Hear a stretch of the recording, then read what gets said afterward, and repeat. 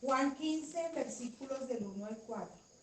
Yo soy la vid verdadera y mi Padre es el labrador. Todo pámpano que en mí no lleva fruto lo quitará, y todo aquel que lleva fruto lo limpiará para que lleve más fruto. Ya vosotros estáis limpios por la palabra que os he hablado. Permaneced en mí y yo en vosotros. Como el pámpano no puede llevar fruto por sí mismo si no permanece en la vid, así tampoco vosotros si no permanecéis en mí. Padre Santo, en el nombre de Jesús, te doy gracias porque soy un pámpano que vivo pegada a la vid. Cuando me limpias, me duele, pero significa que me amas y que quieres sacar de mí más fruto.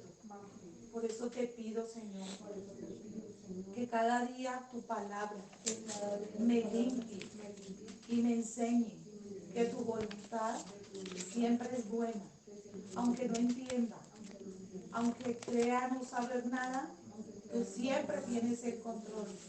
Y lo que haces, Señor, es formar a Cristo en mi vida. Gracias. Gracias porque tú eres maravilloso. Gracias por abrir mis ojos. Gracias por alumbrar mi entendimiento. Gracias por llevarte de mi vida todo aquello que ha impedido que yo te escuche y que te obedezca. Enséñame cada día a hacer tu voluntad. Hoy recibo tu palabra y tus mandamientos guardo dentro de mí. Hago estar atento mi oído a tu palabra, a tu sabiduría y a tu conocimiento. Gracias te doy en el nombre de Jesús. Amén. Oh, gracias te damos, Señor, porque tu palabra dice que el que no lleva fruto tú lo quitas, Señor. Pero aquel que está llevando fruto lo podas para que lleve más fruto. Oh, Dios mío, gracias por esa maravillosa verdad. Te damos gracias en esta noche por tu presencia, Espíritu Santo, en el nombre de Jesús. Amén. Amén. Vayamos de nuevo al libro de Jueces, capítulo 6. Nos moveremos por el 6 y pasaremos, Dios mediante, al 7. Venimos hablando, ¿recuerdan ustedes cuando hablamos de jueces, qué personaje identificamos en jueces? Gedeón. Ok. ¿Y qué características describían el pasaje con el que empezamos leyendo Gedeón? Bueno, Gedeón no, pero jueces, ¿recuerdan? Sí, que los israelitas estaban pues en la mala. Estaban en la mala. ¿Y por qué o por quiénes estaban en la mala? Por desobedientes. Sí, pero había un pueblo alrededor que los oprimía. Un pueblo, pero no creo que lo que ¿Recuerdan? sí. Los gabaonitas. No, los, como así como los de la mitad. No de la mitad, pero tiene una M. Tiene una M. Los madianitas. Ok. ¿Recuerdan qué significado encontramos que la Biblia o el hebreo nos dice que significaba Madián? Ok, no era que madiaban a la gente, pero Madián significa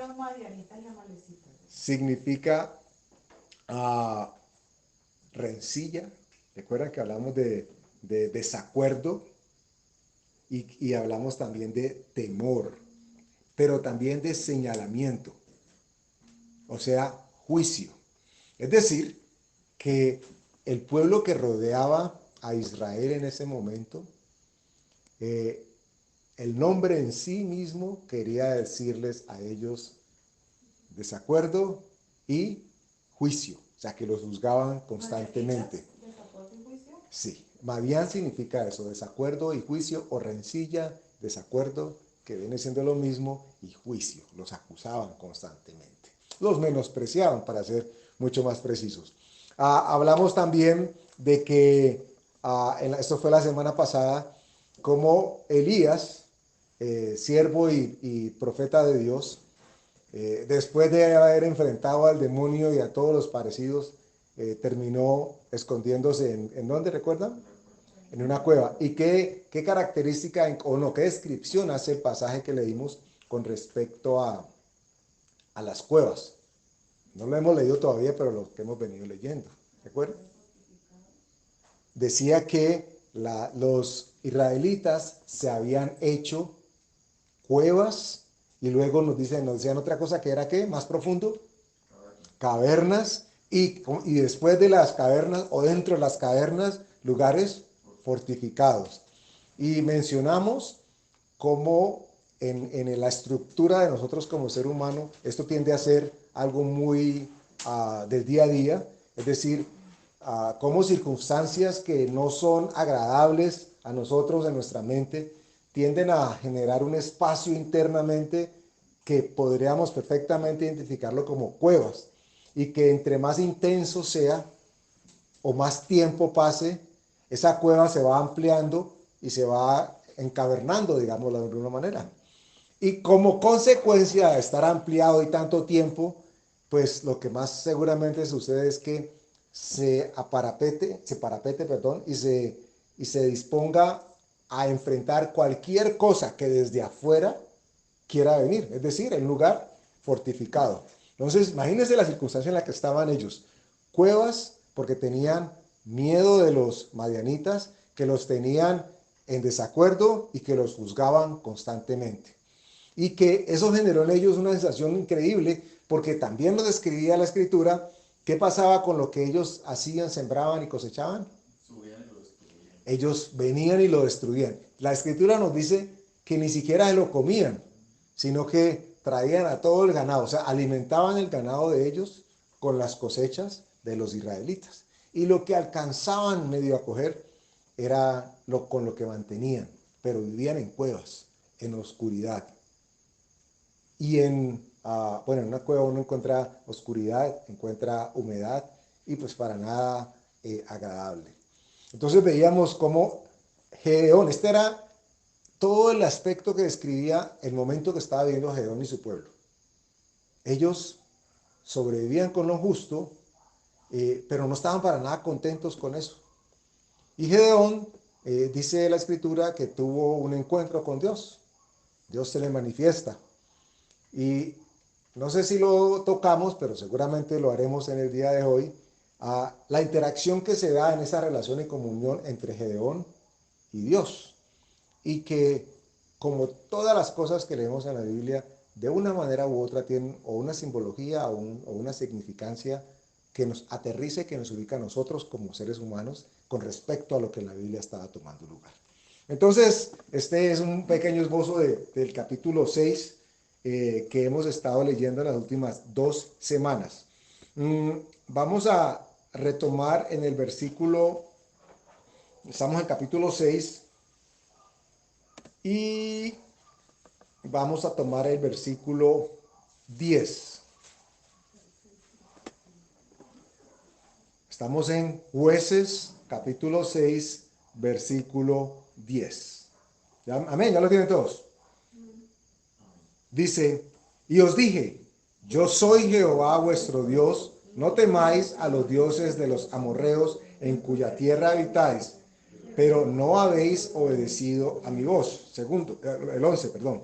Y vino el ángel de Jehová y se sentó debajo de la encina que estaba en Ofra, la cual era de Joás Ableserita.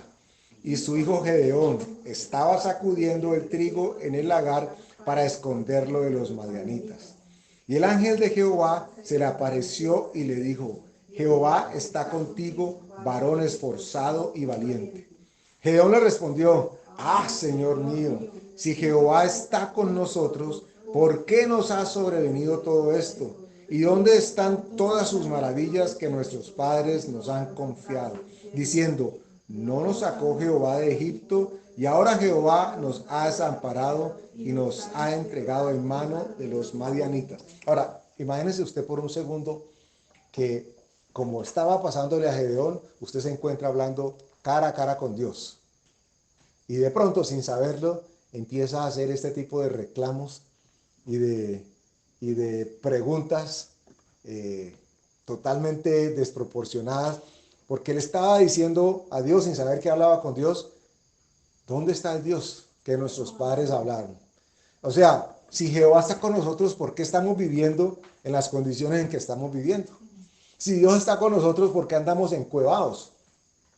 Y mencionamos en las últimas 2 semanas por qué esta confrontación de alguna forma de lo que la Escritura nos dice con la vida del cristiano. Porque aquí estamos hablando al pueblo de Dios que vivía encuevado.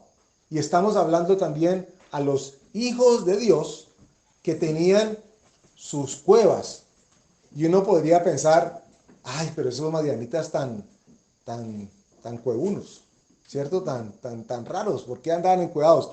Pero no es nada ajeno a la realidad del día a día de cualquier cristiano. No debería ser así, pero es más común y más corriente encontrar o escuchar que en medio del pueblo de Dios, pues entonces la gente está azarada, la gente está asustada, la gente está con miedo, está con temor y que tiene espacios dentro de sí oscuros en los que vive o conviven ciertos sentimientos que no le permiten gozar de lo que Dios le está diciendo. Y que en algunos momentos, inclusive, viendo las circunstancias, se atreve a decir, ah, pero ¿y yo que le sirvo a Dios? O yo que busco a Dios, o yo que quiero saber de Dios, ¿dónde está Dios?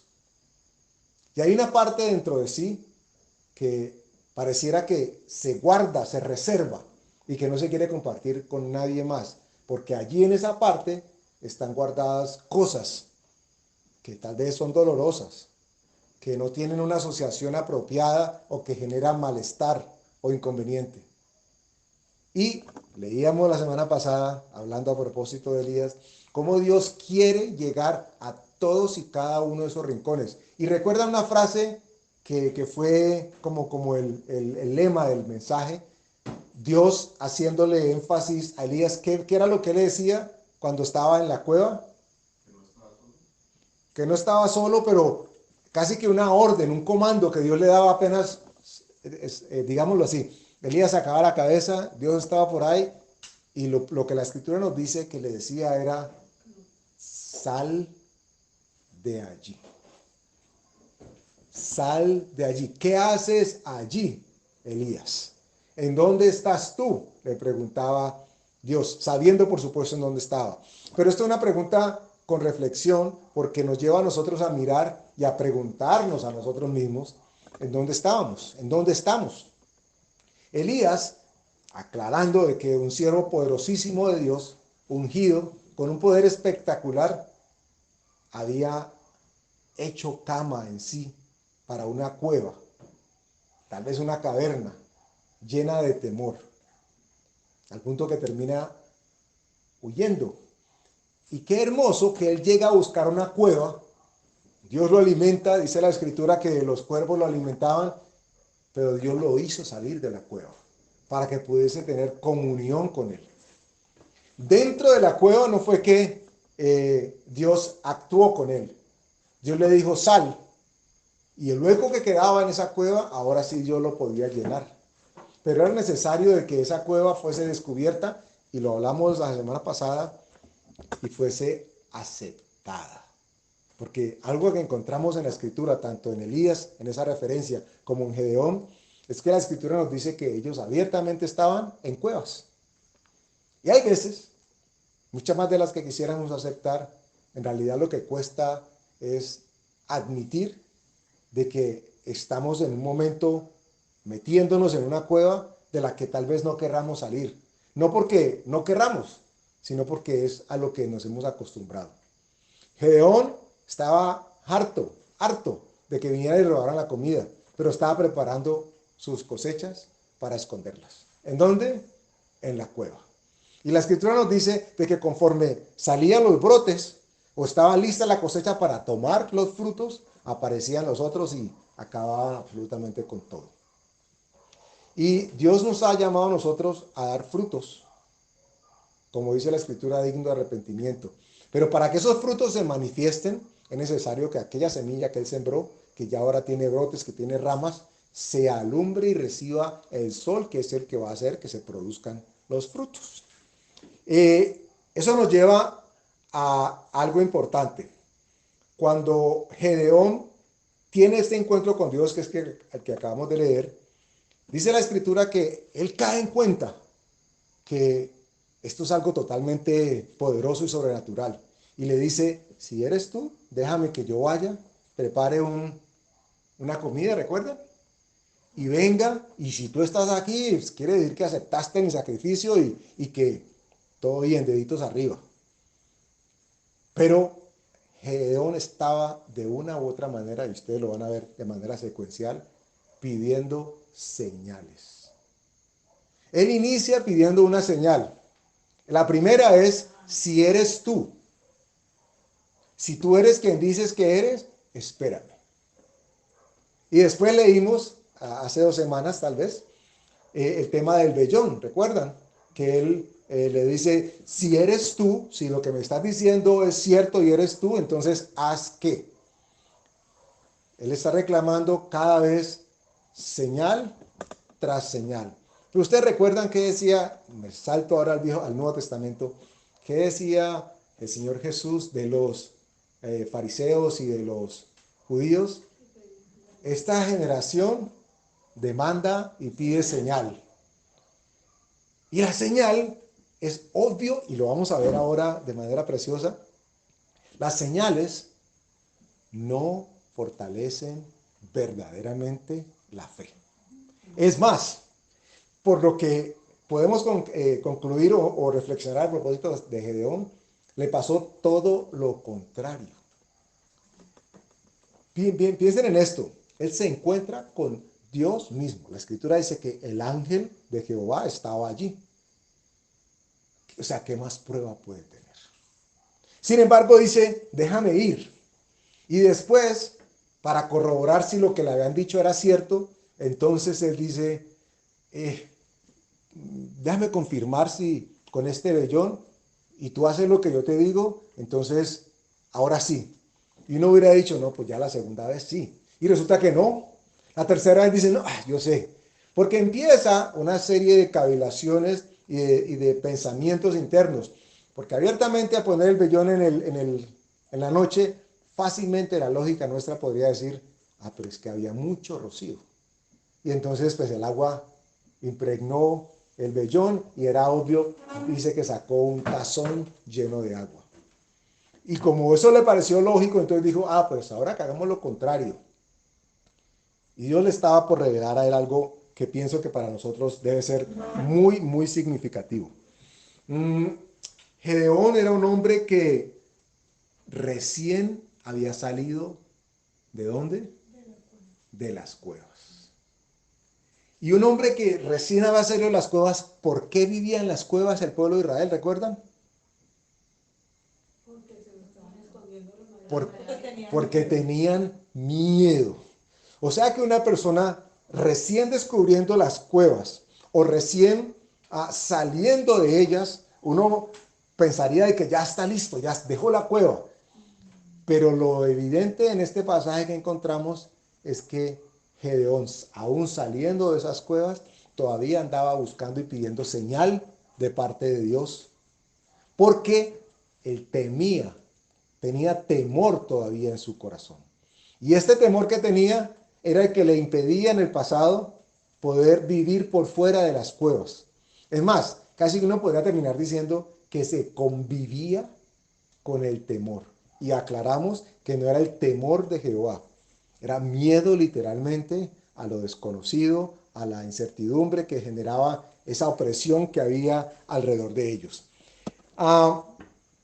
Gedeón no usa el vellón, noten ustedes, para saber la voluntad de Dios.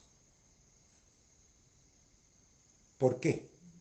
¿Por qué creen ustedes que se puede hacer ese planteamiento? Gedeón no usa la circunstancia del vellón para saber la voluntad de Dios. No, porque él estaba queriendo saber si lo que él piensa va a suceder.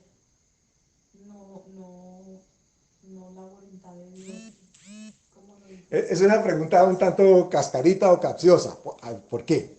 Porque resulta que la voluntad Dios ya se la había expresado. Él lo que estaba queriendo era confirmar la voluntad de Dios. Ahora uno diría, bueno, pero confirmar. Pero es que es tan malo dudar de la palabra de Dios, cómo tratar de confirmarla. Y cuando hablo de tratar de confirmarla, no me malentiendan, no estoy hablando de lo que está escrito, estoy hablando de buscar nuestro acomodo, ¿ok? Para que encaje lo que Dios ha dicho. Ejemplo, imagínense una persona, un hombre infiel, adúltero, que tenga serias dificultades con muchas mujeres y que encontró la luz de Cristo. Pero esa cueva en donde almacenaba todos sus sentimientos está allí. Él sale y entonces necesitaría él de una señal para que Dios le dijese, con esa mujer que va allí no quiero hacer nada, no tengo nada que ver. Necesitaría Dios decirle a ese hombre con una señal, imagínese el hombre arrepentido ya, cree uno, de la vida pasada que tenía, y de pronto ve la tentación enfrente y empieza él, Señor, si hoy llueve, si llueve antes de las 6, significa de que esa mujer no me conviene. ¿Ok? Si caen relámpagos, significa que tengo que salir corriendo. ¿Y qué tal que no llueva? Ese mismo hombre ya tiene claro lo que la palabra de Dios ha dicho a propósito de guardar su matrimonio. ¿Necesitaría uno como cristiano una señal que confirme lo que la palabra de Dios ha dicho? Este fue el ejemplo y lo que estaba viviendo y evidenciando Gedeón. Ya Dios le había hablado cuando él fue y preparó la comida y le dijo que por mano suya iba a derrotar a los madianitas. Él no necesitaba confirmar absolutamente nada. Sin embargo, dice, ay, venga, el vellón. De hecho, en el argot cristiano plantean algunos que se usa esta expresión como busca tu vellón. Y buscar tu vellón significa como pídele confirmación a Dios.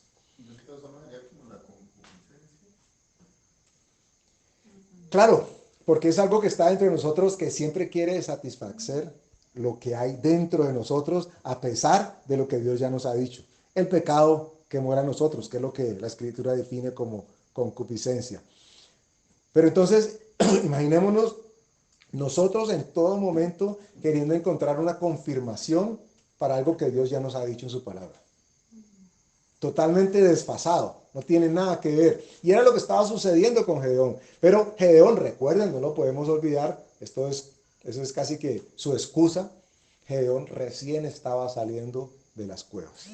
Y una persona que recién sale de la cueva todavía tiene el olor al temor en el que vivió por tal vez mucho tiempo en esa cueva.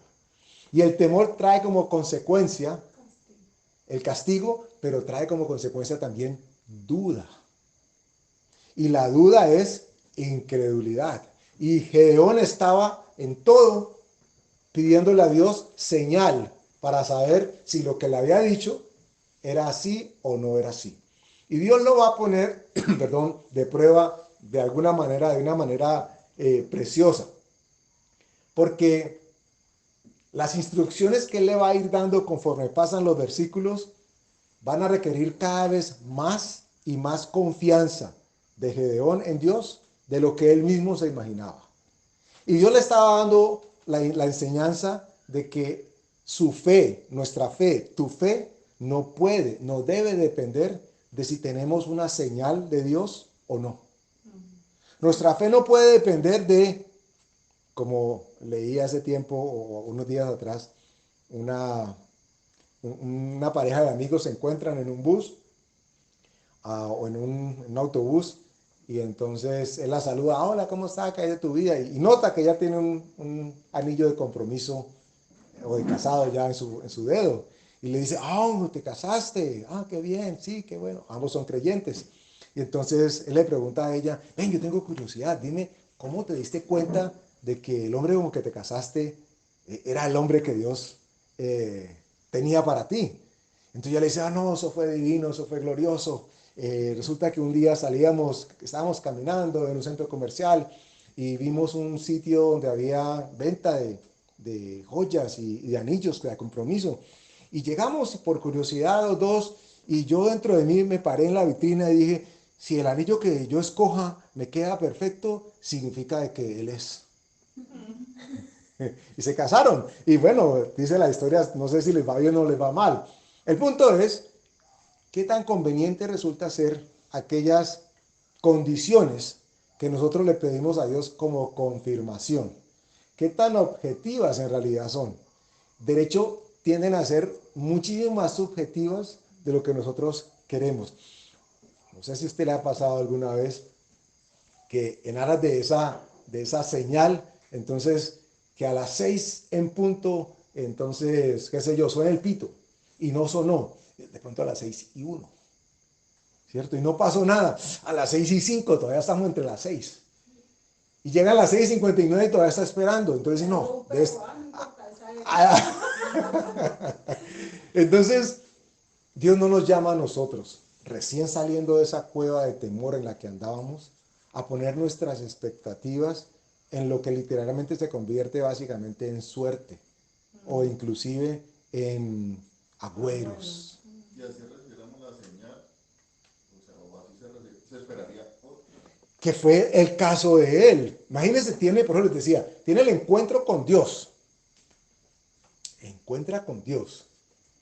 Y de pronto, a pesar de eso, dice, ah, pero si fuiste tú, y cada vez que él hace acota esta expresión, sin duda uno tiene que pensar en dónde más la escritura habla de con qué dijo Dios. Y si dijo Dios, y esa asociación es necesariamente con Génesis, con la serpiente, induciendo a Eva y a Adán para que caigan, con la misma frase, con que Dios dijo. ¿Y cuántas veces nosotros mismos andamos cuestionando a Dios con respecto a lo que Él ha dicho? Y algo que tenemos que tener muy, muy, muy claro es que lo que Él dijo no necesita ser confirmado. Porque para nosotros, a diferencia de Gedeón, que podría ser esa la excusa, para nosotros existe la palabra ya hablada de tapa a tapa, de cover a cover, de parte de Dios. Entonces no tendríamos por qué andar buscando la confirmación de lo que la palabra de Dios dice. Lo que sí deberíamos de buscar es la confirmación de lo que alguien diga de la palabra de Dios. Y Gedeón andaba en estas. Versículo 14. Estamos en el capítulo 6, versículo 14. Y mirándole Jehová le dijo, ve con esta tu fuerza y salvarás a Israel de la mano de los madianitas. ¿No te envío yo? Miren ustedes, esta fue la palabra con la que Dios envió a Gedeón. Y después de esto, Gedeón le dice, 15. Entonces le respondió, ah, Señor mío, ¿con qué salvaré yo a Israel? He aquí que mi familia es pobre en Manasés y yo el menor en la casa de mi padre. Jehová le dijo, ciertamente yo estaré contigo y derrotarás a los madianitas como a un solo hombre. Y, perdón, pausa y ahora seguimos. ¿Ustedes recuerdan o con qué asociarían a la instrucción que está dándole Dios aquí a propósito de un solo hombre, hablando de los madianitas como un solo hombre? ¿Qué asociación escritural hacen ustedes o les trae el Espíritu Santo que uno diga, ah, ¿cómo es la relación? ¿En dónde encuentro algo que me hable de algo parecido? David y Goliat. Ok. También en una donde está, creo que es Josué, que llama al siervo y el siervo le dice, no, mira, ese mundo nos van a, mejor dicho, y entonces él ora para que le abra los ojos y él ve realmente los ejércitos que están con él.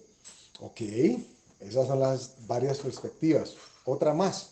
¿Ustedes recuerdan cuando Jesús andaba caminando, que dice la escritura que los endemoniados se rendían y que en un momento se encuentra con uno y le dice, ¿cómo te llamas tú? ¿Y qué le contestó? Legión, porque somos muchos. En este caso, Madián representaba a un pueblo, pero Dios le estaba diciendo a Gedeón, si haces lo que yo digo, si actúas como yo te digo que hagas, entonces vas a vencerlo, no importa cuántos sean. No importa cuántos sean tus miedos, dice Dios, los vas a vencer como uno solo.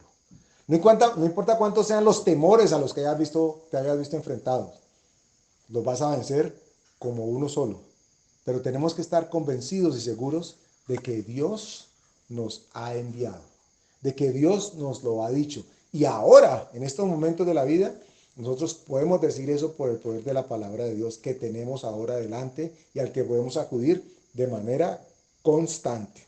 Versículo 18. Te ruego que no te vayas de aquí hasta que vuelva a ti y saque mi ofrenda y la ponga delante de ti. Y él respondió, yo esperaré hasta que vuelvas.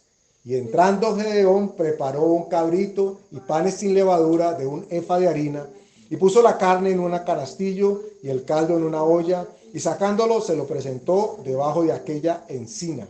Entonces el ángel de Dios le dijo, toma la carne y los panes sin levadura y ponlos sobre esta peña y vierte el caldo, y él lo hizo así.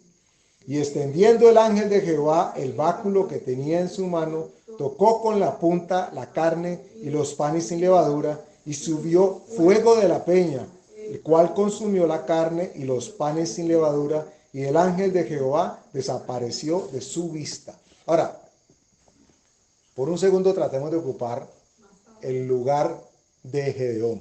Pongámonos las sandalias que tenía puesta en ese momento. Él tiene ese encuentro con Dios, al punto que él después dice, ay, vi a Dios de frente y no morí como consecuencia. Pero necesitaba una señal. Porque recuerden, él acababa de salir de las cuevas. Estaba recién, olía todavía a moho. Todavía olía a oscuro. Pero él necesitaba confirmación. Cuando Dios nos hable a través de su palabra y tengamos su palabra enfrente de nosotros, no necesitamos confirmar que Dios es el que ha hablado. Necesitamos confirmar cuando otro, incluyéndome, les diga, es que así dice Dios. Entonces ahí la Escritura nos dice que tenemos que ser muy humildes y la humildad habla, confirmar que es lo que la palabra de Dios dice. ¿Ok? Pero cuando llegamos a la Escritura nos encontramos con que Dios ya dijo esto, no es necesario confirmar lo que ya Dios dijo. Cuando digo no es necesario confirmar, me refiero a propósito de llamado, instrucción, lo que sea que Él esté pidiendo que hagamos o que suceda en nuestras vidas. Si Dios espera obediencia, por ejemplo, entonces nosotros no vamos a hacer un ayuno para ver si esa obediencia viene de parte de Dios o del diablo. Porque es obvio que Dios está pidiendo obediencia. Si Dios está pidiendo que amemos, pues no estamos hablando del amor erótico, estamos hablando del amor de Dios. Para eso necesitaríamos entrar en ayuno y en oración para saber si tenemos que amar a nuestro prójimo, ayudarlo, bendecirlo, para nada. No necesitamos que otro nos confirme qué es lo que Dios ha dicho cuando ya Dios lo ha dicho. Y esa era la circunstancia en la que se encontraba entonces Gedeón. Dios le dice que va a derrotar a los madianitas como un solo hombre. Recuerden, como un solo hombre. No importa qué tantos miedos hayan representados, si estamos dispuestos a escuchar y a obedecer a Dios, como dice la Escritura, una sola palabra tuya bastará, en este caso, para librarme. ¿Ok?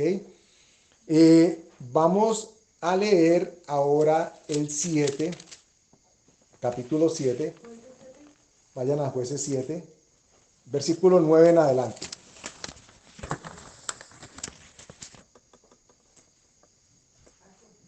¿Ya lo tienen todos? Miren ustedes por qué de alguna manera Dios permite, porque esto es también curioso, se llama la atención, que Dios permite que Gedeón siga siendo inoportuno con esa pedidera de señales. ¿Por qué Dios lo permite? Porque Dios entendía que él estaba recién salidito de las cuevas. Dios entendía de que estaba asustadizo, de que todavía su temor, que ya no debería tenerlo por los otros, pero estaba rondando por allí.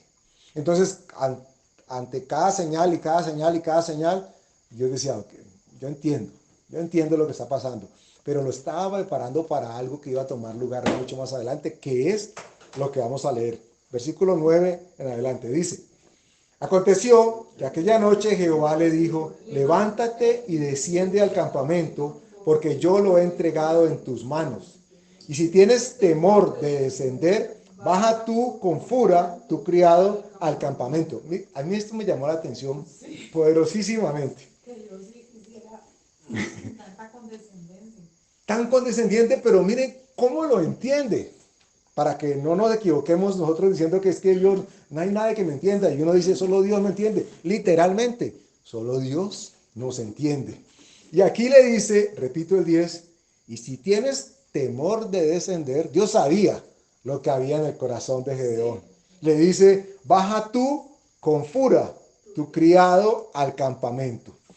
Bueno, indagando, fura es uno de esos vocablos hebreos que casi no tiene significancia, aunque sí lo tiene, yo se los explico, pero que muchos asocian como si fuera furia, pero es de otra manera, como si fuera ímpetu, como si fuera garra. Sí, claro, el nombre de fura, pero este es un ejercicio que yo hago y los invito si ustedes lo quieren hacer cuando estén haciendo sus estudios. Los nombres tienen mucho significado cuando Dios los menciona, por alguna razón. Y aquí no podría ser la excepción, porque ¿por qué el siervo no aparece? Había podido decir la escritura y el siervo, y le dijo, ve con tu siervo, y no hubiera quedado allí, pues el siervo es siervo. Pero cuando dice fura, y el significado de fura es rama de árbol. Siendo, ¿quién el tronco, dice la escritura? El Señor Jesús, que es el árbol de la vida sobre el cual nosotros estamos sembrados y del cual producimos frutos. Dios le dice a Gedeón, yo sé que tienes miedo, pero ve con fura, tu siervo, y él te va a acompañar. Él necesitaba a alguien que lo guardara, pero también que fuera testigo de lo que iban a enfrentar unos versículos más adelante. Versículo 11. Y oirás lo que hablan, y entonces tus manos se esforzarán y descenderás al campamento. Y él descendió con fura su criado hasta los puestos avanzados de la gente armada que estaba en el campamento. Y los madianitas, los amalecitas y los hijos del oriente estaban tendidos en el valle como langostas en multitud. Y sus camellos eran innumerables como la arena que está a la ribera del mar en multitud. Cuando llegó Gedeón, he aquí que un hombre estaba contando a su compañero un sueño, diciendo, he aquí yo soñé un sueño. Veía un pan de cebada que rodaba hasta el campamento de Madián y llegó a la tienda y la golpeó de tal manera que cayó y la trastornó de arriba abajo y la tienda cayó. Y su compañero respondió y dijo, esto no es otra cosa sino la espada de Gedeón, hijo de Joás, varón de Israel. Dios ha entregado en sus manos a los madianitas con todo el campamento. Imagínense ustedes. Él no creyó, estoy hablando de Gedeón, no creyó en el encuentro que tuvo persona a persona con Dios. No creyó cuando el vellón se empapó. Quedó con dudas cuando el resto fue el que quedó seco. ¿Y cómo si cree escuchando a otro que está contando un sueño? ¿Cómo llega él a ese momento de, ay, sí, esto es Dios? Ahora sí creo que es Dios. Claro, vamos a reproducir un poco el escenario. Resulta que dice la escritura que ellos subieron, él sube con su criado, sube o baja, no me acuerdo qué dice, y entonces está en el campamento y un poco de gente acampando para la guerra, en tiendas de campaña. Imaginen que los camellos eran como la arena del mar, o sea, eso era un mundo de gente. Un mundo. Si nomás los camellos eran un... Entonces ellos llegan a donde está la gente, seguramente en las fogatas, unos sentados por aquí, otros durmiendo por allá, y ellos llegan y están por ahí escondidos y escuchan una conversación de dos de los que están en ese campamento. Y los que, ¿Los contrarios? claro, los contrarios. Y los contrarios están ahí charlados y, ay, ¿cómo te parece que tuve un sueño? Uy, ¿y qué te soñaste? No, que nos caía un pan de cebada encima. Y caía y la tienda en que estábamos era destruida y acababa con todo. Y el otro, el que está ahí, se convierte en intérprete. ¿Ok? Casi que revelando la profecía dice, eso no es otra cosa, sino que Dios ha entregado a los madianitas. El hijo. Y dice, ay, y ellos están por acá escuchando. Imagínense ustedes, ¿qué pasa ahora en el corazón y la mente de Jehová para que diga, ah, ahora sí? A través del sueño de otro, él confirma que es la palabra de Dios. Esto, por supuesto, no es para nada una invitación a que dependamos de los sueños. No, no es, ay, yo soñé comía frijoles en fin.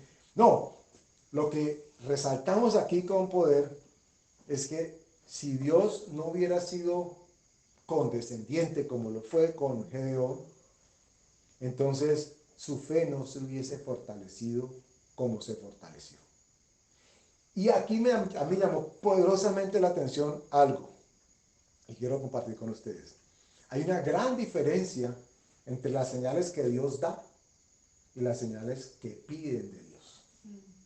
Son dos cosas totalmente distintas. Eso te iba a decir porque, por ejemplo, Dios le da a uno una palabra, una promesa, y por esas cosas que yo voy converso con otra persona y esa persona o me dice la misma palabra o a través de lo que converso me está diciendo algo con relación a la palabra. Y yo no le pedí señal a Dios, simplemente es que Dios me la quiere confirmar, o sea, solito sin que uno le pida. Entonces, eso me parece que sí puede darse.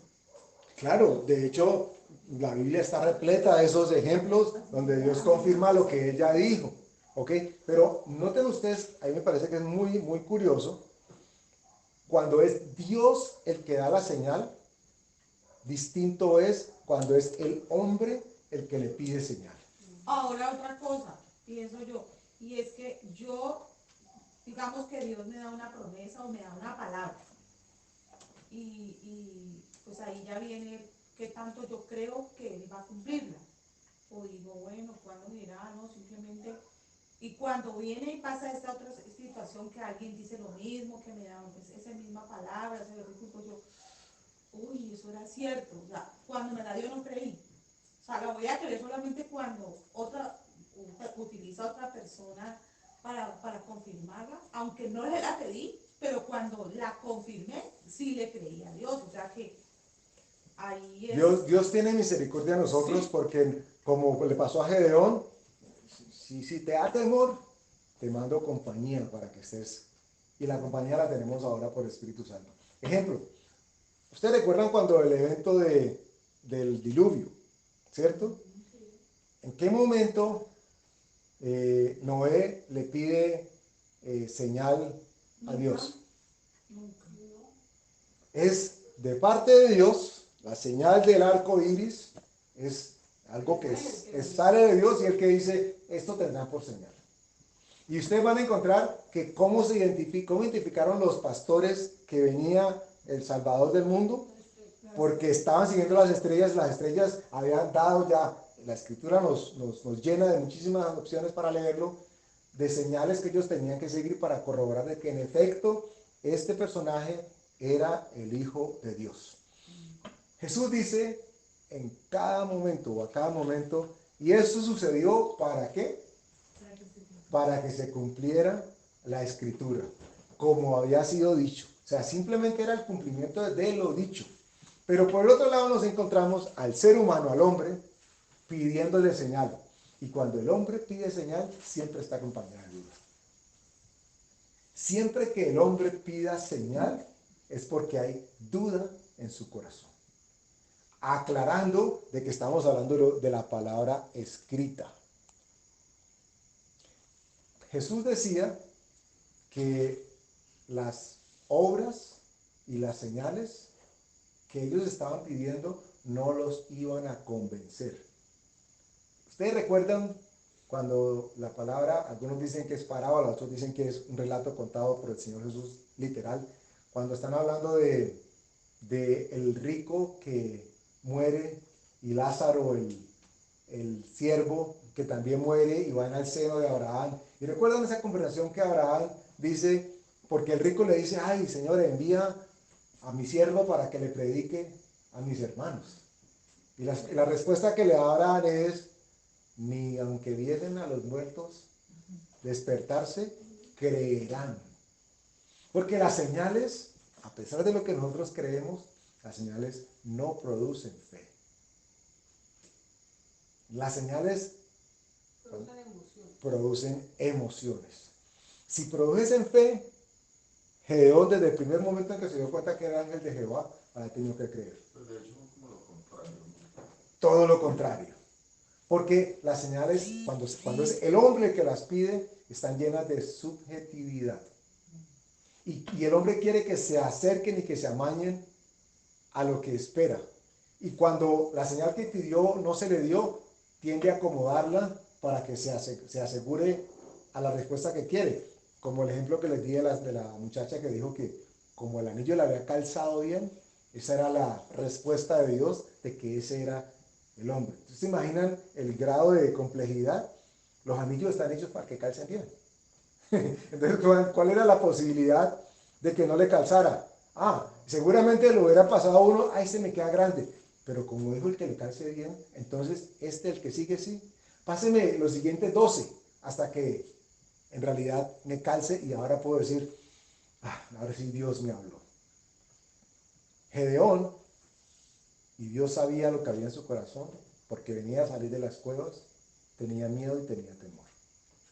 Y Dios fue condescendiente con él, como lo es con nosotros. Dios quiere que de nuestras cuevas que nosotros mismos hemos cavado, salga el temor que allí está acostumbrado. Y permitamos, como lo decíamos la semana pasada, que Él llene absolutamente todo espacio que haya dejado el dolor, el sufrimiento, el desengaño, la necesidad, la incertidumbre, la duda, lo que sea. Es necesario que tapemos esas heridas, digámoslo así, que permitamos que Dios sane nuestras heridas. Gedeón se va a encontrar con una circunstancia poderosísima, no creo que la toquemos ahora, a propósito de creerle a Dios.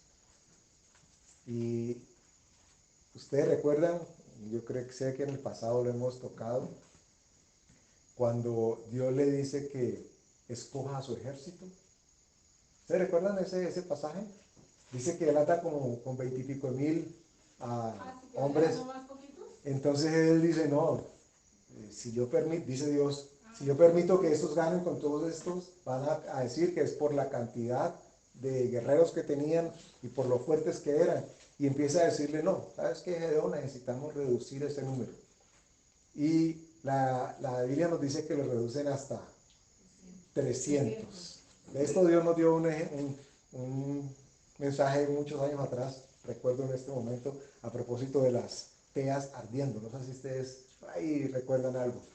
Lo tocaremos si Dios lo permite. Pero él llega a un punto donde Dios le dice, para que se den cuenta por qué Dios había sido condescendiente con él.